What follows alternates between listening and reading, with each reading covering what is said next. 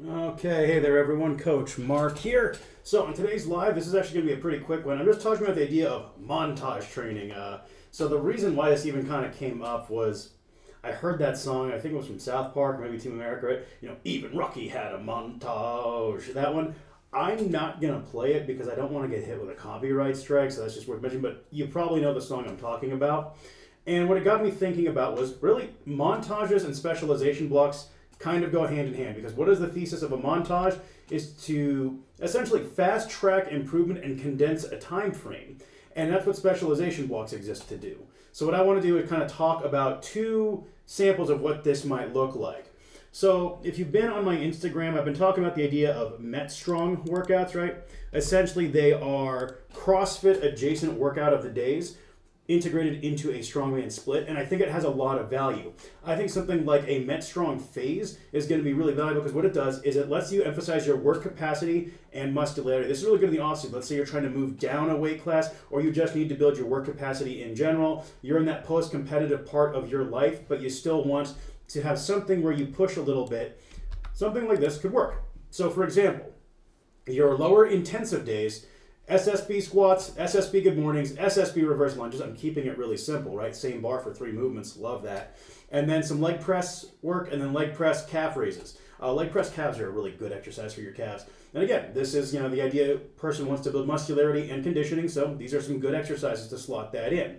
Set and rep schemes, obviously, you're on your own there, otherwise hire me for it. But then it's a similar thesis with the upper intensive, right? Close grip bench, dumbbell overhead, some chin-ups, hammer curls, and press downs. Good, simple training day. Now, where it gets a little different is where we look at our developmental days, right? And this is where I always kind of talk about how much I change versus bog standard West Side training, because for someone who is looking to build muscularity, who is looking to improve work capacity, speed work is certainly an option, but it's not the only way to go. And instead, what we might do for upper developmental day, for example, is have them do density work on their log push press and then a rest pause on their dumbbell or their 40-degree incline press, just like that.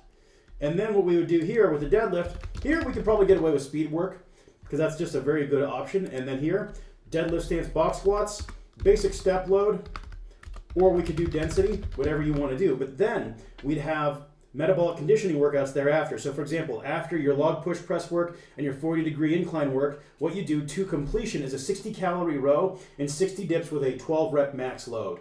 And you would break that up however you needed. You could do 6 of each back and forth, 10 total rounds, whatever works for you. But then the idea there is over the course of a 4-week wave, you would try to complete this workout faster every time. That way you are improving density, right? Whereas for the lower developmental day, the workout is a 15-minute max rounds of 2 broad jumps, 3 Zercher triple extensions at 185 for the gents and 125 for the ladies, and then 5 pull-ups. Obviously, you can scale these weights, you can add a band, whatever. These are just ideas. But then running something like this for 4 weeks and then something with different movements but same general concept would be a great way to specialize and run that conditioning and muscularity montage for yourself. Especially, I think, if you paired this with carb cycling, it'd make for a really fun, effective training block. And again, it's one of those things where if you've been at this for a long amount of time, boredom can sometimes be the enemy, and just having focused phases come in handy. Now, the other example of this would be to look at it for explosive strength. So if you're someone who's a bit of a grinder, but you need to learn to move quickly and just accelerate, here's what you could do. So for example, your lower intensive day, we're going to start with hang cleans, or even hang high pulls, trap bar high pulls. Anything that requires triple extension. It could be any movement you like. Hang cleans are just kind of a quick, easy answer right there. I'd probably pick a hang clean high pull myself, just so I don't have to worry about the flip. A little easier on my wrists and elbows, but your mileage may vary. Then some heavy front squats, pendlay rows, walking lunges, back extensions. Good accessory movements right there.